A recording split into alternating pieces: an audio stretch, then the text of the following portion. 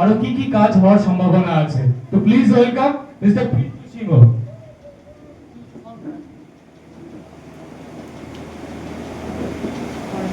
শুভ সন্ধ্যা, সকলকে প্রণাম জানিয়ে বক্তব্য শুরু করব। সবাইকে শুভ নববর্ষ। আপনারা সবাই ভালো আছেন তো? আমি কিন্তু এখানে অনেককে দেখতে পাচ্ছি, কারণ কমলিকে দিকে দেখছি, পম্পা দিকে দেখতে পাচ্ছি, আমাদের শৈলেন কাকু আছে ওখানে, আমার ইয়ার নাম যে কাকা শ্বশুর আছে অনিতা, বিপ্লব চন্দ্র সরকার, আরো মানুষের আশা করা ছিল। আর আমাদের আরেকজন শেখ পার্টি বসে রয়েছে, আমাদের বিমান কাকু। যাই হোক, আপনারা সকলে হাসি খুশি থাকবেন, ভালো থাকবেন। আর শুভ নববর্ষ জানাচ্ছি সবাইকে। আপনারা এসছেন আপনাদের অমূল্য সময় নষ্ট করে।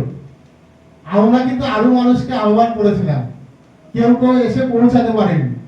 আমাদের ইচ্ছাটা অনেক বড় ছিল যে আমরা আরো অনেক মানুষকে বলবো, কিন্তু বিষয়টা হয়েছে কি আমাদের ঘরটা একটু ছোট।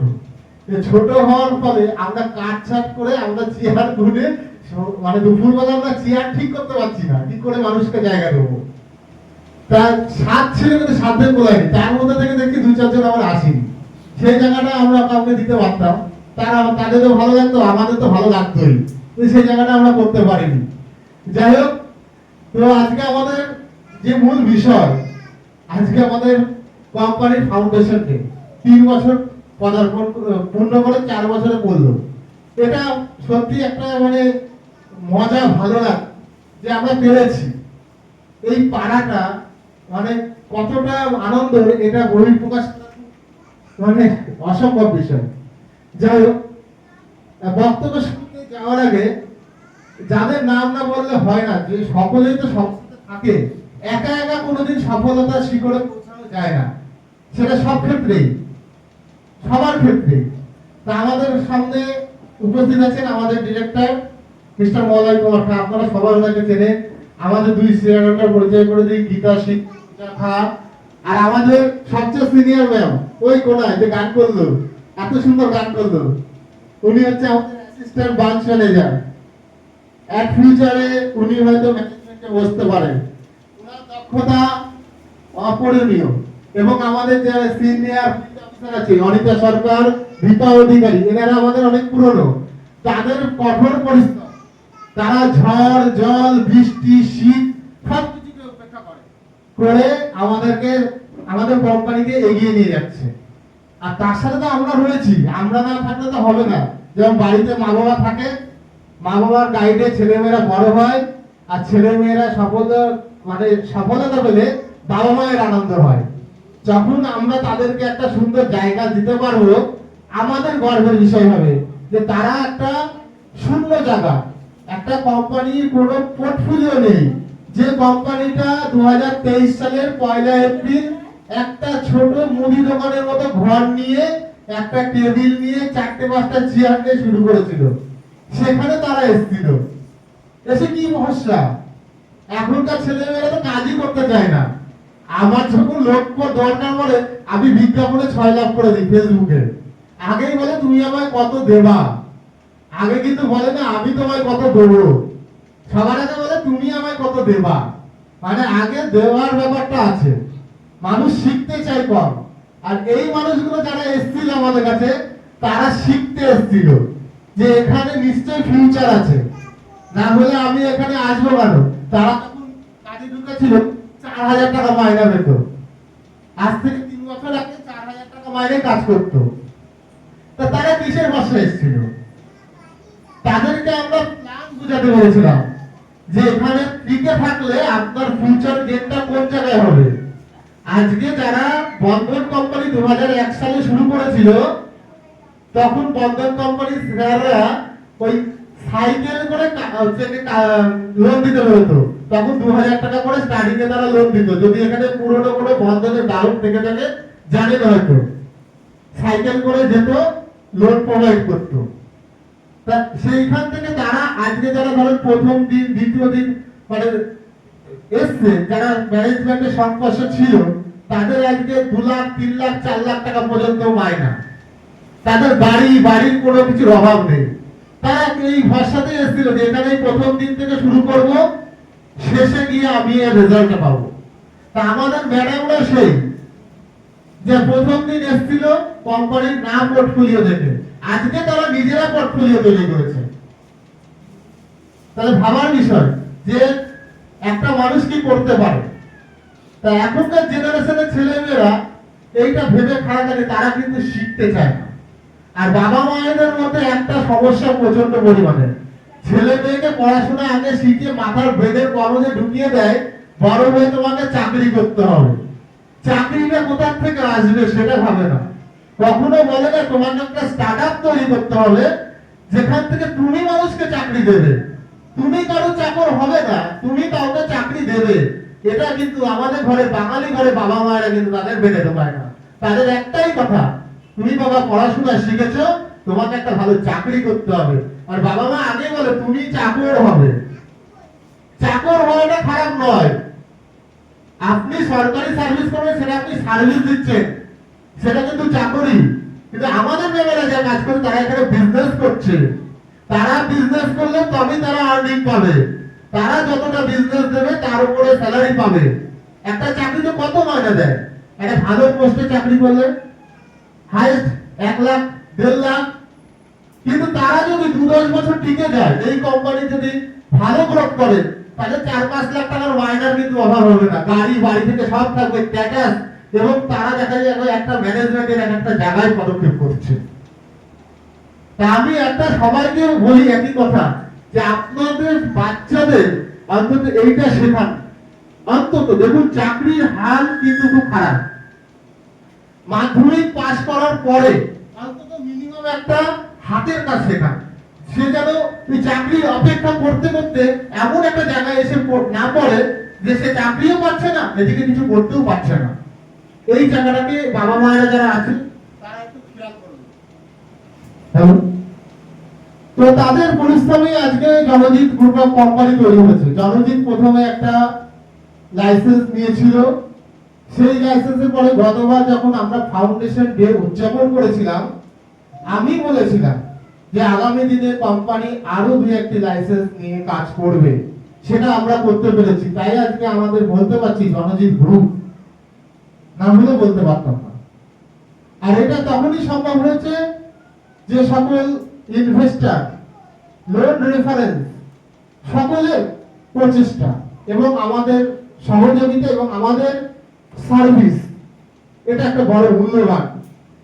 আপনারা কাকতালীয় ভাবে হয়তো হাসবেন, বিশ্বাস করবেন না, আমরা যখন একটা মোটর বাইক বাইরে বের করি, গাড়ির তেল ভরতে গেলে ভাবি যে আজকে তো 110 টাকা তেল ভরতে হবে। মাঝে মধ্যে সাইকেল নিয়ে বেরোই, আজকে তো 110 টাকা বাঁচবে। কেন? আমরা তো একটা কোম্পানি চালাই, তাহলে আমরা কেন পারি না? কারণ কোম্পানির একটাই মূল মতো, হাঁস খেলে হবে না, হাঁসের ডিম খেতে হবে। মানে হাঁসের থেকে ডিমের মূল্য বেশি, তা আমরা ডিমের মূল্যটা দিতে জানি, এই জন্য আমরা পরিশ্রম করি। আপনারা বিশ্বাস করবেন না কি জানি না, বাইরে দেখুন ইনভার্টারের জন্য কানেকশন করা আছে। ওখানে আমাদের একটা ইনভার্টার কেনার এবছর কথা ছিল। আমরা যখন চিন্তা করলাম যে এই বছরটা পেরিয়ে যাক, পরের বছরে কিনবো, ফালতু 35-36 হাজার টাকা ইনভেস্ট করা এখনই প্রয়োজন নেই। আমরা কি পারতাম না এই ঘরটা একটা এসি লাগাতে, একটা ইনভার্টার কিনতে? পারতাম, আমাদের সেই সামর্থ্য হয়ে গেছে। কিন্তু তবুও আমরা কোম্পানিকে আরো সুন্দরভাবে এগিয়ে নিয়ে যাই। আমরা এখন মানুষকে 2 ঘন্টায় লোন প্রোভাইড করি। আমরা যদি বেলা 2টোর সময় লোন ভেরিফিকেশন করি, 3টের সময় বলি আপনি অফিসে আসুন, লোন নিয়ে যান। সে যদি সঠিক জায়গায় থাকে, সেই যদি লোন পাওয়ার যোগ্যতা থাকে। আমরা আগে একটা ইনভেস্টরকে 15 দিন সময় দিতাম তার ইনভেস্টের টাকা সুদ সহ ফেরত দেওয়ার জন্য। আমরা এখন 3 দিন, 4 দিন, 5 দিনও দেরি। কেউ হয়তো এসে বলতো দাদা আমার খুব এমার্জেন্সি, কালকে হলে ভালো হয়, দিয়ে দিই। কারণ আমাদের সেই ক্ষমতা তৈরি হয়েছে, আমরা নিথন ফান্ডকে এগিয়ে নিয়ে যেতে পেরেছি। আর এই ফান্ড আমরা ম্যানেজমেন্ট গুছিয়ে করতে পারি বলেই সম্ভব হয়েছে। সব জায়গাতেই সমস্যা, একটা জায়গায় গলদ। মানুষের মধ্যে সেই কিন্তু পুরোনো দিনে 80-র দশকের যে সচ্চরিতা ছিল সেটা ভুলে যায়নি। 2011 সালে রোজ ভ্যালি সারদা কিন্তু ভুলে যায়নি। যখন মানুষ টাকা দেয় সে ভাবে আবার রোজগারি সারদা হবে না তো, এই কথাটা কিন্তু ভাবে বারংবার, যতই মন খুলে যে ইনভেস্টটা করুক এটা ভাবে, কিন্তু বাস্তব ঘটনা বলছি। তো সেই জায়গা পুনরাবৃত্তি অন্তত জনজিৎ কোম্পানি করবে না। কারণ জনজিৎ কোম্পানি গত বছর আমরা কমিটমেন্ট করেছিলাম 2026 সালের এপ্রিল মাস থেকে নতুন করে ইনভেস্টর আমরা নেব না। আমরা কিন্তু নতুন ইনভেস্টর নিচ্ছি না, আমরা ইনভেস্টর নিচ্ছি যে পুরনো ইনভেস্টররা ছিল তারা হয়তো পুনরায় ইচ্ছা প্রকাশ করছে না যে না এবছর আমি ইনভেস্ট করব না, তার হিসেবটা ক্যালকুলেট করে রাখছি, রেখে ওই ইনভেস্টর পুনরাবৃত্তি করছি, নতুন করে ইনভেস্টর আমরা নিচ্ছি না। আমাদের ইতিমধ্যে দুই একজন বড় ইনভেস্টর এসেছিল, আমরা তাদেরকে ফিরিয়ে দিয়েছি, না আমরা ইনভেস্টর এই মুহূর্তে এইভাবে নেবো না। মানে আমরা মানুষ চিনে ইনভেস্টর নিচ্ছি এখন, কার সাথে আমাদের সুসম্পর্ক আছে, কার সাথে আমাদের ভালো আন্ডারস্ট্যান্ডিং আছে। যে কেউ এসে বললো আমি আপনার কোম্পানিতে 10 লাখ টাকা ইনভেস্ট করছি, আমরা সঙ্গে সঙ্গে রিজাইন করব। মানে কোম্পানির এখন ক্ষমতা আছে ইনভেস্টর বুক ফুলিয়ে নেওয়ার, কিন্তু আমরা দেবো না, আমরা ইনভেস্টর ওইভাবে নেবো না। আর বর্তমানে ইনভেস্টর আমরা নতুন কোনো মেম্বার থেকে নিচ্ছি না, ওই যেটা রিপিট ফিডব্যাক করছে না সেটা হিসাব করে আমরা করছি। আমাদের এখন মূল লক্ষ্য লোন প্রোভাইড। আমাদের ফান্ডিং এখন যে পর্যায়ে পৌঁছেছে আমরা সত্যি কথা বলতে লোন দিয়ে পাচ্ছি না। লোন কাকে দেবো? ম্যাক্সিমাম লোন আমরা ভেরিফিকেশন করতে যাচ্ছি, ডিফল্ট কাস্টমার বেরোচ্ছে। এমন একটা পরিস্থিতি হচ্ছে মার্কেটে, হাজার একটা কোম্পানি তারা লোন নিচ্ছে, তাদের সিভিল প্রচন্ড পরিমাণে খারাপ হয়ে যাচ্ছে। আমরা সিভিল চেক করছি, আমাদের একটা সিভিল সিস্টেম ছিল না, আমাদের সিভিল সিস্টেম এসেছে, আমাদের গভর্নমেন্টের ঘর থেকে ডিএলটি করা হয়েছে, গভর্নমেন্ট আমাদের মেসেজের জন্য অ্যাপ্রুভাল দিয়েছে। এখন দেখবেন আমরা অনেক ক্ষেত্রে অনেক গ্রাহককে মেসেজ পাঠাচ্ছি যে সে যে ট্রানজাকশনটা করছে সঙ্গে সঙ্গে বিকালবেলা অ্যাপ্রুভাল হওয়ার পরে আমাদের মেসেজটা চলে যাচ্ছে। এটা কিন্তু গভর্নমেন্ট আমাদের এমওএ দেখেই তবে দিয়েছে যে এই কোম্পানিটার লাইসেন্সটা কি আছে, তারপরে দিয়েছে, আগে কিন্তু দেয়নি। তাহলে আমাদের আরবিআই রুলস গাইড মেনেই কাজ করতে হচ্ছে, কিন্তু আমাদের এনবিএফসি কোম্পানি নয়। আরবিআই সেকশন 8 মাইক্রো ফাইন্যান্স কোম্পানিকে বলছে তোমরা মাইক্রো ফিন্যান্সের কাজ করতে পারো। সেকশন 8 কোম্পানি করতে গেলে একটি কোম্পানির পেড আপ ক্যাপিটাল 2027 সালে 8 থেকে 10 কোটি টাকা লাগবে। আমরা চেষ্টা করব 2030 সালে প্রথম পদক্ষেপ, একটা এনবিএফসি করতে গেলে মিনিমাম 1.5 থেকে 2 বছর সময় লাগবে। আমরা প্রথম 2030 সালে প্রথম ফাইলিংটা করার চেষ্টা করব যাতে এনবিএফসি তে আমাদের পদার্পণ হয়। একটা এনবিএফসি কোম্পানি মানে একটা ভালো জায়গায় পৌঁছে যাওয়া। বন্ধন কোম্পানি কিন্তু প্রথমে এনবিএফসি ছিল না, তারা কোন্নগর চ্যারিটেবল সংস্থা ছিল, একটা এনজিও ছিল, কোন্নগর থেকে বিজনেস শুরু করেছিল। তারা আজকে ব্যাংকে পরিণত হয়েছে। একটা ব্যাংকে স্বীকৃতি পেতে গেলে তার রিটার্ন ফান্ড থাকতে হয় 100 কোটি টাকা, তাহলে সে বন্ধন সেই জায়গায় গেছে।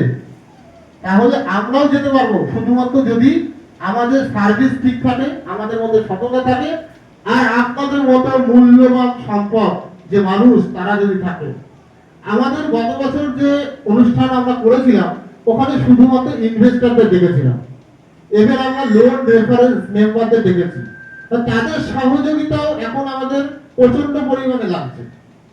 লোন রেফারেন্স যারা দিচ্ছে তাদেরকে আমি জানি না তারা যদি কোনো কোম্পানিতে দিয়েছে কিনা রেফারেন্স থেকে লোন দিন স্যার বা ম্যাডাম, তারা সেই কোম্পানিতে কতটা সম্মান পেয়েছে, কতটা স্বীকৃতি পেয়েছে আমরা জানি না। তবু আমরা চেষ্টা করছি তাদেরকে সম্মান স্বীকৃতি দেওয়ার। এবং আগামী দিনে আমাদের একটা পরিকল্পনা আছে যে পয়েন্ট সিস্টেম, যে তার হয়তো একটা পয়েন্ট ক্যালকুলেট হলো সারা বছরে, বছরের সময় আমরা দেবো না, আমরা পুজোর সময় ওই পয়েন্টটা ক্যালকুলেট করে তাকে যদি একটা মানি প্রোভাইড করতে পারি তাহলে তার সহযোগিতা লাভ হবে। এগুলো সবই পূর্ব পরিকল্পিত। তো সেক্ষেত্রে দাঁড়িয়ে লোন রেফারেন্স যারা আছেন এসেছেন তারা আমাদের সাথে থাকবেন আশা করি, এবং আগামী দিনে আরো সুযোগ সুবিধা পাবেন। এবং আপনাদের যে লোনগুলো আছে এবং আপনাদের যারা পরিচিত থেকে লোন দিচ্ছে তাদেরকে সবসময় বলবেন রিকভারি সঠিক টাইমে দিতে। সে যদি রিকভারি সঠিক টাইমে দিতে পারে তাদেরকে আমরা যখন তখন সহযোগিতা করতে পারি। আমরা যেমন স্টার্টআপের ক্ষেত্রে আমরা একটা সময় আমরা নিজেরা স্টার্ট আপ করেছি, 3 বছর আজকে পূর্ণ হয়েছে। আমরা চাই আমাদের মাধ্যম থেকে নতুন নতুন স্টার্ট আপ উঠে আসুক। যে স্টার্ট আপ গুলো অর্থের বিনিময়ে এগোতে হচ্ছে না, আমরা সেই স্টার্ট আপ গুলোকে উইদাউট সুদ, মানে কোনো বিনা সুদে লোন প্রোভাইড করা। আমরা অলরেডি একটা বিনা সুদে লোন প্রোভাইড শুরু করেছি, হয়তো সামান্য। দেখুন, আমাদের ক্ষমতাটা সীমিত, আমাদের কোম্পানির বয়স মাত্র 3 বছর। তার মধ্যে থেকে স্টার্টআপের জন্য আমরা একটা চিন্তা ভাবনা করেছি।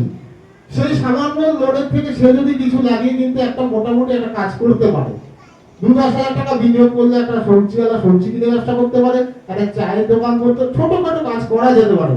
সে কিন্তু বেকার থাকবে না।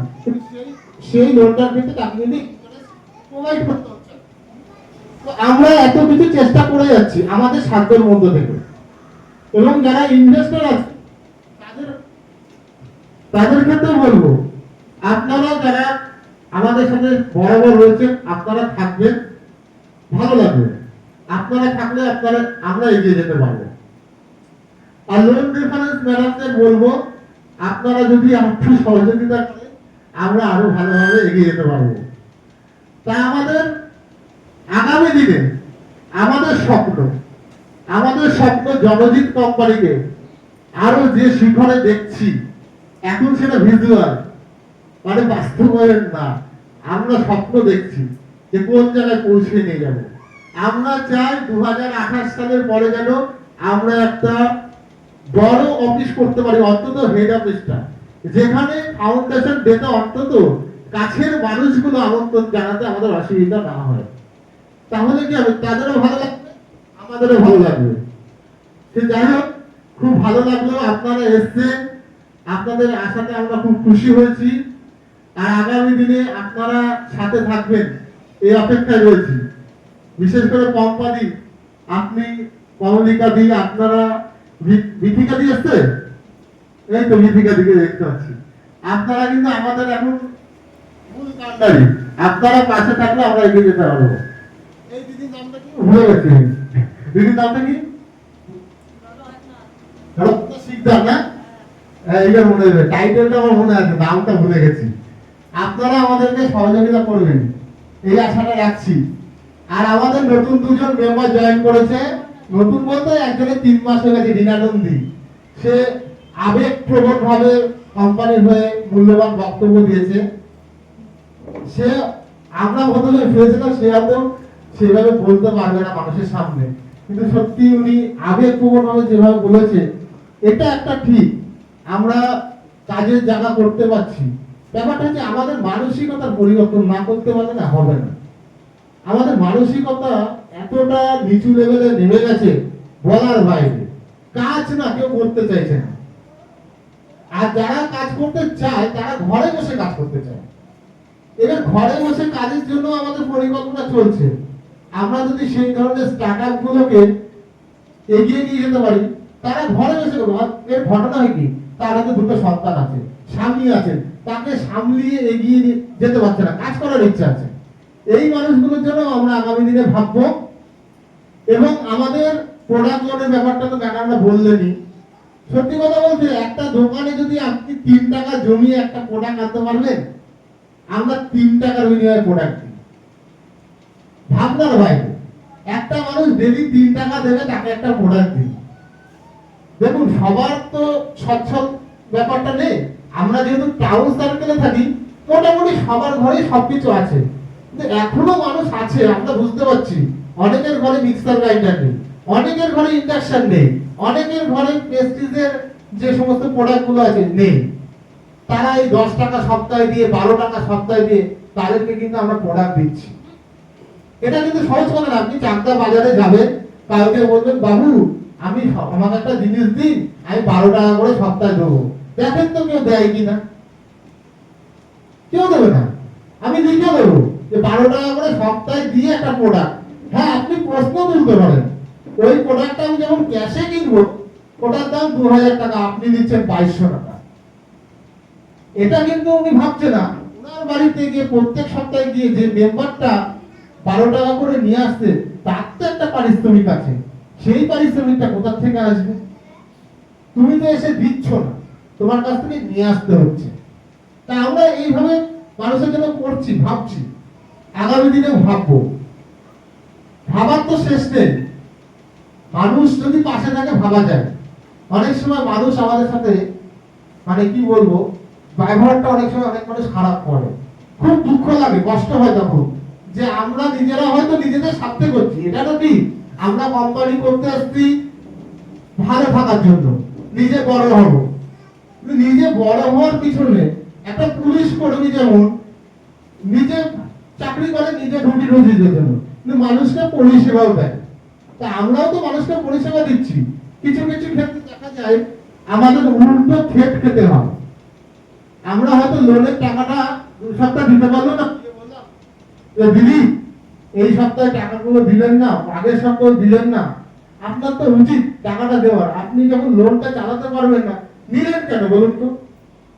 যদি একটু চাপ দেওয়া যায় তখন উল্টো আমাদের কাছে থ্রেটিং আসে, আপনার টাকা আমি আর দেবো না, আপনি আপনার বাড়িতে আসলে ফ্যান ভেঙে দেবো, এই ধরনের কথা আমাদেরকে সহ্য করতে হয়। ম্যাডামদের সাথে খারাপ ব্যবহার করে সহ্য করতে হয়। তো সেই মানুষগুলোকে কি বলবো, কিছু বলার নেই। সেই মানুষগুলো ভাবতে পারছে না যে এই মানুষগুলো তো আমাদের জন্য আমাদেরকেই দিয়েছে। মানুষের সমস্যা হতে পারে, সেই সমস্যা তো বুঝতে হবে যে আমি একটা মানুষকে আমার জন্য আমি সমস্যা ফেলবো না, এই জায়গাগুলো আগে বোঝা দরকার। যাই হোক, অনেক কথাই বলে ফেললাম। যদি যারা লোন নিয়েছে দিদি আপনারা রাগ করবেন না আমার কথায় যদি আমি কোনো কিছু বলে ফেলি, কারণ একজনের সাথে একজনের কম্পেয়ার করা যাবে না।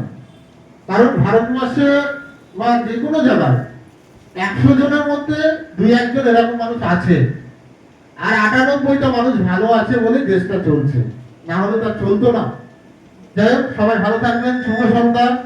আগামী বছর আবার দেখা হবে, আমরা যেন আরো বড় জায়গায় বড় পরিসরে আপনাদেরকে আমরা নিয়ে আসতে পারি। ধন্যবাদ সকলকে, ভালো থাকবেন। অসংখ্য ধন্যবাদ, খুব সুন্দর ভাবে বোঝালো।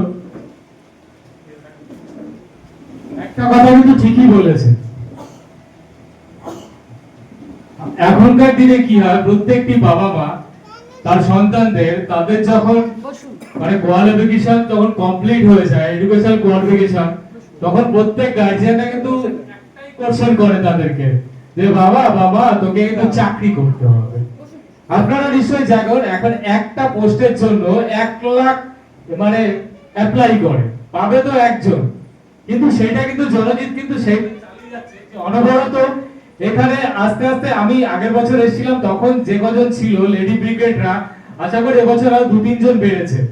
আশা করি আগামী বছর আমি আরো নতুন মুখ দেখতে পাবো, এবং এটাই অনবরত চালিয়ে যাচ্ছে।